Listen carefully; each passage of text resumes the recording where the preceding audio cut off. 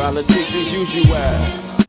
Today in American politics, we are going to discuss the racial wealth gap in America and breaking off little babies with straight cash payments. And I'm also going to send you home with $1,000 of cash money. Cash money. But before we do that, I want to talk a little bit about our position on politics at AllOva Radio so that y'all are aware. Politics tends to always be a divisive topic to discuss. You can't seem to have a civil discussion around politics without someone becoming offended. Often our lack of tolerance for one another creates an atmosphere where no one feels like their voice is heard. When you feel silence, you tend to lash out. The place where we lash out in today's society is all across social media.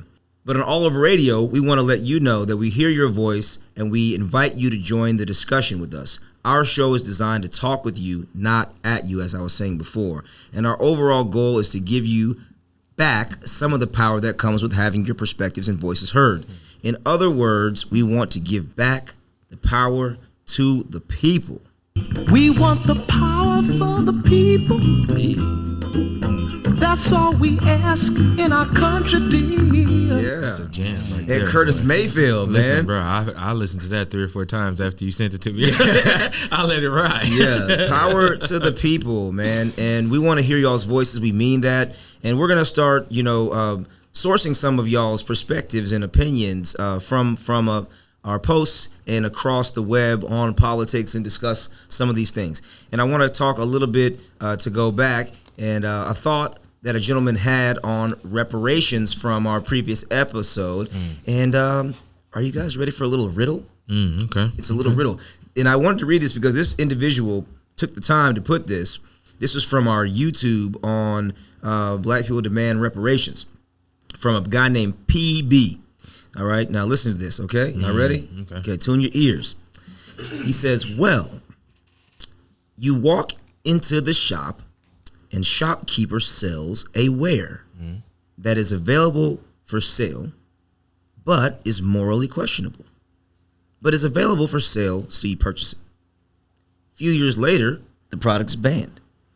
Now, those people who bought the product have to pay reparations for the fact the product is now illegal. Shouldn't it be the other way around? Shouldn't the shopkeeper pay the reparations? That's interesting. What do y'all think about his little riddle, philosophical riddle? That was a good one. I think I put it on the shopkeeper, bro. So I guess the question though is, in this riddle, we have to ask ourselves, riddle me this. Yeah. Who is the shopkeeper, right? Because you got to dissect this a little bit, right? Yeah. Who is the shopkeeper? The shopkeeper is the slave master. Is the slave master, yeah. Well, no. See, listen, that's what he says. You walk into the shop and the shopkeeper sells you a ware. The ware is the product. That's the slave. That's the slave, okay? Right. That is available for sale, but is morally questionable. But it is available for sale nonetheless, right? A few years later, the product is banned, which is the slave. Okay? Slavery is abolished. You cannot buy or purchase slaves anymore. Now, those people who bought the product, okay, the slave master, have to pay reparations for the fact the product is now illegal. Shouldn't it be the other way around? Shouldn't the shopkeeper pay the reparations? So the question is, who is the shopkeeper? Right, that would be my next Who authorized the sale? Yeah, right. There you go. So in his philosophical riddle, who is the shopkeeper? America? Yeah. I mean, I wish we had a ding, ding, ding, ding. Like, so this, I don't know if this person was black or white. Right. I don't know. They have, people, I don't know what some people are having these like incognito profiles with weird pictures and you don't know who they are. But he put this riddle here and I read it a couple times and at first, your first instinct is like, should I be offended by this riddle? Right. But then I read it again and I said, okay, this is a good intellectual, he put some thought into this, whether he got it, curated it from somewhere else or he did it himself, I don't know, because I don't know who he is. But I wanted to bring this up because in the national conversation, and it could be someone on the defense of people that bought the slaves should not pay reparations, which would insinuate that the people children now that are white people in today's age are the sons and daughters of the slave owners. Yeah. So what it sounds like he's saying is that they shouldn't be the ones to pay. Well, I guess this is only works in theory because technically those that are complaining about reparations they in their minds represent America as a country. Right. And they're saying they don't want their tax dollars as Americans going towards reparations. That's all of the rebuttals that I've heard in the political chats when we posted this piece of content, is that white people came on saying, why do we be held responsible today for things that we didn't have anything to do with? That tends to be the argument, right? But from his riddle, philosophically, it should be that the shopkeeper who is America. But then how can you have America be accountable? Where there's flaws in his thing is because you can't have America be accountable without the citizens bearing some of the accountability. Because where does the money come from? You're going to have to pull it from taxes. Okay, I don't know. Maybe you pull it from profit that's gained from tariffs or something and you pour that into it. I don't know the solution. That's obviously a huge thing. But I thought it was interesting, and I wanted to get y'all's thoughts on this gentleman PB on YouTube that put this little riddle for us. Oh, yeah, I like the way he put it together. But I'm with the blame being placed on the shopkeeper. You know, that makes more sense. I mean, if you have an item that's available for sale and it's, you know, technically legal and it benefits you, your family, you know, it helps you grow your agriculture and, you know, keeps your upkeep at your plantation and things like that, you know, it's available for sale, then you may, who's to say if whoever was in that position, they wouldn't have done the same thing. It's kind of hard to really know. But I believe that the way that America is set up and the way that was a way of the world at that time, I believe that that's who should be held accountable, just because of the fact that it was illegal. And it's not something that was just going on in a specific place. It was going on across the country until things changed. Across the Western world. Right, You know? exactly. I'm sorry, excuse me. So Western colonialism, you know. Right, they brought it here. So they just came here with the way of the world and made it, you know, theirs apparently. So yeah, I'm with the blame being on the shopkeeper. Yeah, I put it on the people that's actually them, the shopkeeper and the people buying it. Oh yeah, you know what you're buying. You don't have to buy it, but you still go out and buy that product. As we say, wild. That's a wild comment, though. So you know, it's interesting though, right? So one could, from a moral standpoint, right? Okay, because I like that perspective. Alcohol is legal. You go and buy it. You get drunk. Get in a car accident. Whose fault is it? It's yours. You bought the alcohol. Coors Company is not held liable for selling you the alcohol that got you drunk, right? Because there's a moral dilemma with getting drunk. You know, do not get drunk with wine. There's a scripture that I love. You know, in excess. Why? Because we know what people do when they get drunk in excess. They act an ass. They act a fool, right? And your judgment is off. But is that not more of like a self-inflicted type thing as opposed to like, you know what I mean? Like you buying alcohol for self-consumption, but you're buying a slave to essentially work for you. You see what I'm saying? So that is true. I was just speaking from the moral perspective, right? Because what Clark was saying is that, listen, like, it was legal to buy, but you knew it was wrong. You did it anyway, right? So you still bear, even though it's the law of the land, do you still not bear some accountability? And that's what I brought up to alcohol, because although it is the law of the land to purchase alcohol at a certain age, you still bear the brunt of responsibility for purchasing that product and the consequences that come from any misuse of it. So I guess that's what I'm saying from the moral perspective. But this is a cool little comment. I got a question though. Enlighten me on this, and then I want in the comments to enlighten me if y'all know better than I do. So how does, like you on your alcohol twist, how does the bartender get? I've heard some cases that he get blamed for selling a person so much alcohol, over serving, over serving, but Budweiser or for crafting and making this there concoction. You go. That's what I'm saying. How do they not get blamed? Is that kind of not exactly hand in hand? Like warning labels. No. That's how they be. But does that not make sense? No, you're man. That I'm glad you brought that up, because back in the day I waited tables a lot, and that was a big thing. You know, with over serving people. Yeah. And I always, I hated that. The idea of that, like, you are a grown ass adult. It is not my responsibility as another adult to tell you that you can't have any more drinks. What your limitations are. You should know how you're behaving.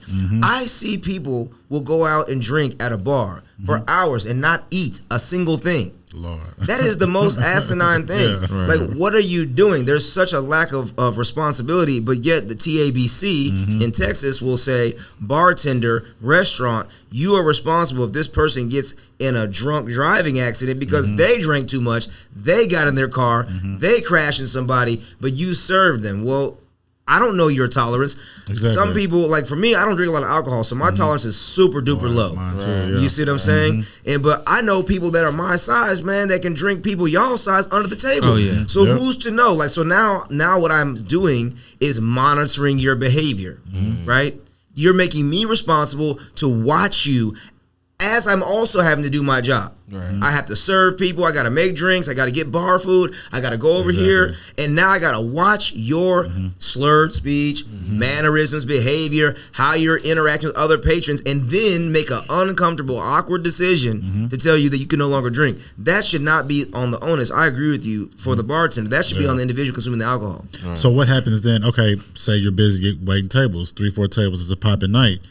One of your other bartenders or waiters come around and they ask them for another drink. How does that work out? He hasn't been monitoring that guy. You see what I'm saying? He brings him another drink. Then what do you do? Well, the restaurant then is held liable if that person goes out and gets in a drunk driving accident and hits somebody and hurts somebody. That's kind of. You see what I'm saying? Yeah, like this level of like we put the accountability on the wrong people, and even going back to his thing is that I think that's what he's raising is that where is the accountability? And even there are a lot of obviously people that have racist intent that we encounter on social media that have a problem with reparations, but there are just some white people that I've encountered that really just don't understand why, and they just want a fiscally responsible answer. They've asked, like, okay, well, tell me how we should handle this, because I don't see how in 2020. And the answer really is that the American government should have made good on what they first promised, and we probably wouldn't be talking about this right now. And if they had have acted decently, through the last 50, 60 years or 100 years, then we wouldn't be having the conversation. But this was great, man, to have this, man. Shout out to you, PB, for putting this on here. Thank you so much for engaging with us in conversation. Definitely. All right, gentlemen, so now I want to transition to babies getting paid. Let me get that drop again, man. Let me get that cash money, man. I want the cash money. Come on, I want to hear about the cash money. And I'm also going to send you home with $1,000 of cash money. Cash money. Thank you, Wilmer. Cash money. Cash money. And that's what we want to talk about today, the wealth inequality or the wealth gap. Okay? And the specific cash money that we're talking about is from Cory Booker and something that we're calling baby bonds, baby bonds, right? And just to preface before we start into baby bonds, to identify what wealth inequality, for those that don't know, wealth inequality in the United States exhibits a wide disparity of wealth between rich and poor than any other major developed nation, okay? We equate wealth with net worth, the sum total of your assets minus liabilities. And there is a gap between those that have and those that have not. And a lot of the people that are proponents for assisting black people on the Republican and Democratic side will say that if we fix the wealth gap, right? Now, some are more liberal and will say, okay, well, that looks like reallocating wealth from the top 1% down. And you hear people like Cortez out there on the East Coast, Ocasio-Cortez, right, and the Bernie Sanders, right, and the Republicans have a problem with the idea of wealth distribution and putting high tax rates. So this is a big issue in America, but if we can tackle some of these things, perhaps we can eliminate some of the discrimination or discriminatory practices against black peoples and black communities, and that is what they're trying to solve with wealth inequality and the wealth gap. So this particular solution by Senator Cory Booker, y'all probably know him, Democratic light-skinned brother. Shout out to the light-skins. Although he's super light, he a different category of light. You know what I'm saying? He's almost not black. He's so light. But he put this to actually forth this proposal in 2019, and it kind of like, it seems every 5 to 6 months pops back up. I see articles after he went for the Democratic bid and he dropped out of the race. This conversation came back up again in January, then again in June, and people keep talking about it. And there are some theorists, economic theorists, that think this is a good idea. Okay, so let me tell y'all what this is. Under Senator Booker's bill, every newborn would receive an initial endowment of $1,000. Then each family's annual income would be used, given the lack of data collected by the government on family wealth, as the basis for the sliding scale to determine the amount of each annual contribution to the child's endowment. Okay, the American Opportunity Accounts is what it's called. The baby bonds would be held by the U.S. Treasury Department until the child becomes a young adult. At that point, the young adult could use the endowment to invest in an asset such as education or a home. The intent is for every young person to enter their adult life with an endowment that would lead them to future economic security. According to our estimate, if today's 18-year-olds from families in poverty had received baby bonds, they could start adulthood with an endowment up to $42,000. Wow. Okay? So it would give you a G, pretty much almost a year, that would accrue some sort of interest, that by the time you're 18, you got about 40, 50K in your bank account that the Treasury would hold, and then you would have to go through steps to release that money for your education or the purchase of a home. So the idea is to eliminate poverty, right? Because what are the two biggest things? Education and cost of living. Right. Okay. Right. So if I have my own home, or I can put money down towards the purchase of a home, and I don't have to, and then I have a job and I'm educated, right?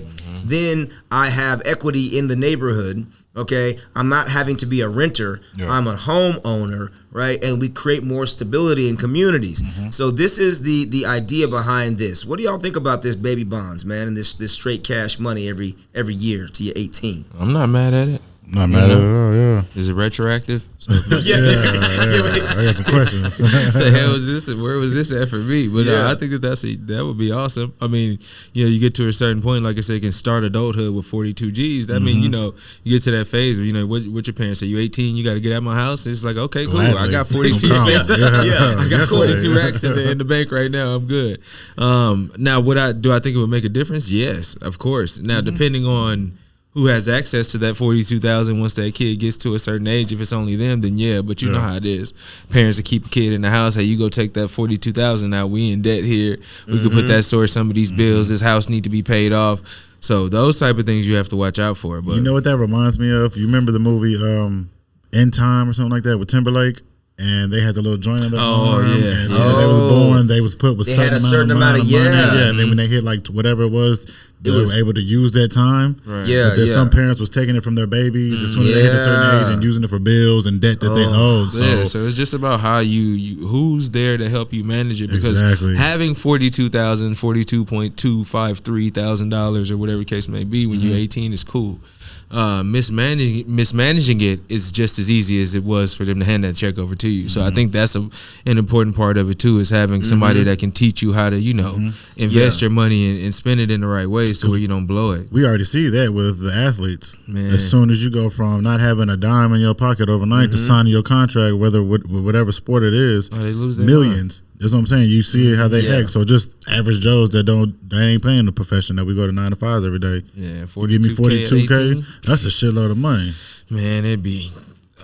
I'm not even gonna say what I'd have done with that, but it wouldn't have been. That's what I'm saying, right? Because when you come from lack, though, right? And you there was a line from Joe Moses that I like from our playlist. Y'all go rock the Texas to Cali playlist on Spotify. It's all over media. But Joe Moses from LA, on one of the songs that he had on there, he said, "Ignorant like you, my first check, I bought a chain." And I love that line because it was so real. It was like, okay, he's admitting like, yeah, I'm learning, but and we're on the same page. Like, I get it. So I like the fact that it's like it's specific things: education, asset, house, something that's going to help you. Because the house, you can flip the house. Right. That's an Mr. Flip the Mule. You like flipping stuff. Right. Still waiting on my mule. Yeah, you still waiting on that mule. But you can flip the house. You can, put things into it, and that can turn into investment dollars to something else. So it's teaching financial responsibility. You just can't like take the money out and go buy J's with it. Right. Now here's the thing though, right? For every good idea comes a cost. Oh yeah, of course. All right. how much do you think that this would cost the American population? Couple trillion. With the rate of childbirth in America, Boy. every child is probably like some family out here with 10 kids. A just year. What do waiting. you think? A year. It'll cost Somewhere in the billions, I'm assuming. I'm gonna say 2 trillion. 2 trillion. Not that much. Yeah. You know, actually, from an American government standpoint, it's high, but it's not super high. So, Senator Booker's office estimates the cost to be $60 billion annually. Oh, 60 Oprahs. But they not. Oprah's. That's cool. How many Jeff Bezos is that? Right? One. Is that one Jeff Bezos? And how many? It's like two Elon Musks. Two Elon Musks a year. For real. They take into account of once people get a whiff of this that just want to start having kids. You know what Well, I'm see, saying? but that would be pointless because it doesn't benefit the parents. Because they don't get anything until the kid gets to With be the- 18. With no loopholes. No, Is this completely solid?